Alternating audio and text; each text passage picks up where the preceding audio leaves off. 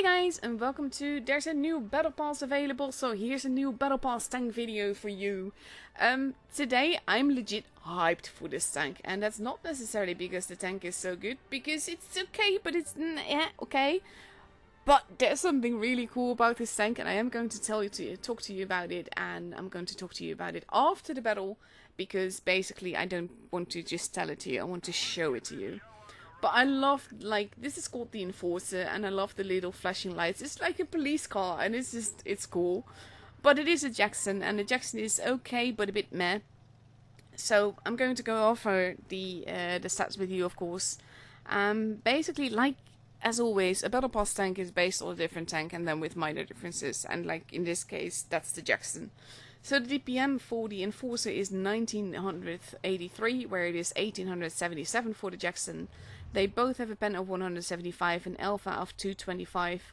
A rate of fire for the Enforcer is 8.81 and it is 8.34 for the Jackson, which means that the reload for the Enforcer is 6.81, where it is 7.19 for the Jackson. So the gun is slightly better because it reloads slightly faster.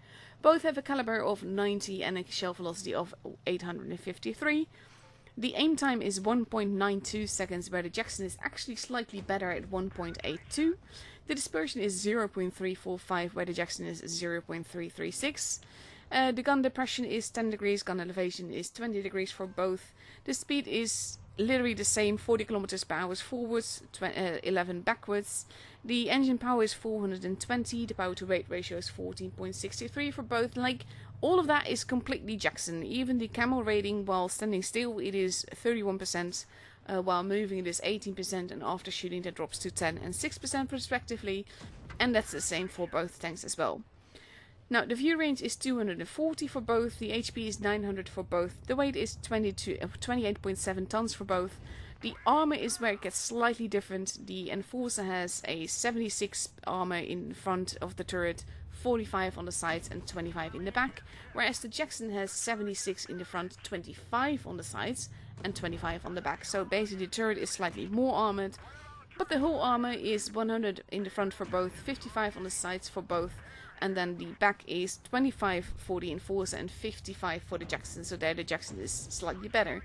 So that's, again, basically this is what the tank is like. It is similar, slightly different, a little bit of pros and cons to both, but just for the looks alone I would definitely go for the Enforcer, because I like the way that this plays and I like the way that it looks. And the Jackson, like, for its tier, it's okay. It's not fantastic, but it's okay, kind of like that. And that's how I felt like driving this tank. But I had so much fun just looking at how it looks and with the flashing lights and everything. And like I said, there's something about this tank that I will show you after this game, and I hope that will make you a little bit excited about it as well. Now in this case I was a little bit sad, because if I knew that he was going to shoot, then I would have shot a little bit earlier and might have taken the kill there. But hey, I know the last guy is AFK though, so we already spotted him before early on in the battle. So I'm just gonna go towards that spawn. I kept 2 bases, so I'm getting quite a few points here. And overall it's just been a nice little battle. But yeah, Jackson is one of those tanks, like, it's okay. I would take it with a teammate mainly because it's not that great. But at the same time, it's not horrible. And it can, basically, it can hold its own depending on the situation and position that you're in. And of course, it is tier 6, which means that generally you need a lot of potatoes. And then you do not have to worry too much about it. This is also something that I found funny, because I bounce and my last remaining teammate bounces as well. So, and then it just basically, I wait to get this kill. I let him shoot first, and I'll explain to you in a little bit why that was. Because you saw nothing in reaction to that, basically, on the tank itself. But overall, this was a nice little game. Did not expect to ace it. Do absolutely love the animation with the flashing lights and all of it. It's like sirens. You missed the siren sound, but you got like a siren and everything. It's so cool. And this was actually my last battle in the test rounds, and I'm showing it to you first because, well, I kind of wanted to make sort of like this crossover towards the thing that I'm really excited about that I want to show you.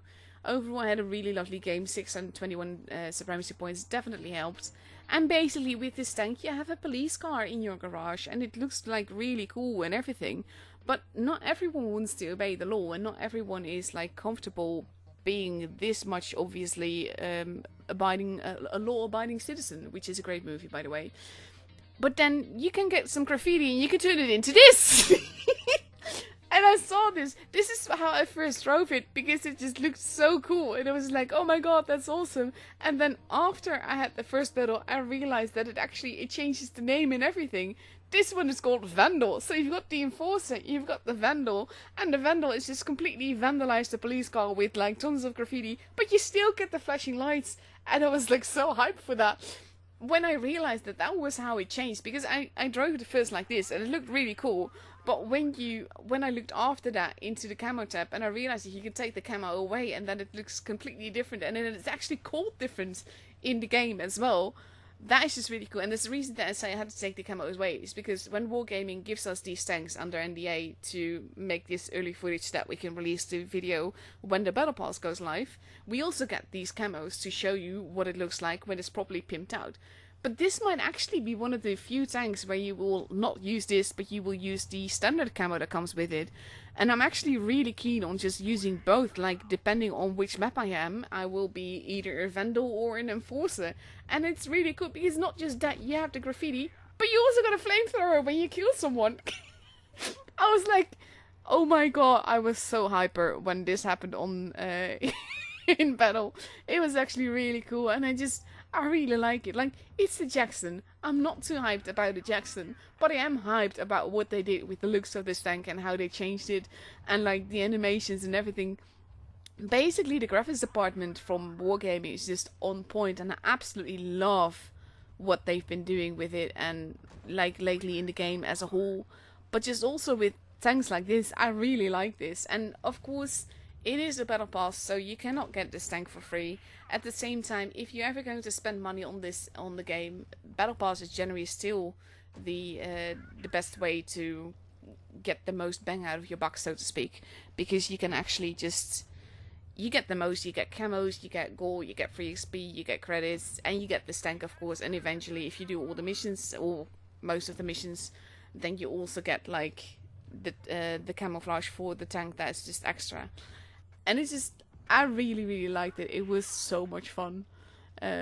Just basically to just drive this and to just look at it, and the way that Wargaming made this is just, I'm legit a fan of this, and I hope that we get more like totally different looks to tanks like that, because I really like that. I'm all for pimping my tank and making it look special and making it work in a special kind of way, and this is just basically the way to get that done. And it's not, the tank is not OP. The tank it's a Jackson. It's a slightly different Jackson that needs more time aiming but reloads a little bit faster. So overall, it's fine. It's balanced. It's not broken in any way.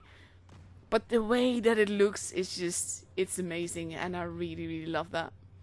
So basically, for that reason alone, I would want this battle pass, because I want this tank with the different camos, and it just, I mean, I'm a collector, so I want it anyway. But that's a little bit of like extra oomph that Wargaming gave this tank that I think is just really nice. So yeah, that's basically my review. This game was actually the first game that I played on it. The 8 was the last game that I played on it while I was trying to get like half decent footage to show you what the tank is like. It is a Jackson. It's not that special in that way, but the way that you have two names and two completely different camos makes this tank very unique. So that's it for my little review. Hope you guys enjoyed it, and I'll be seeing you guys next time again. Bye bye!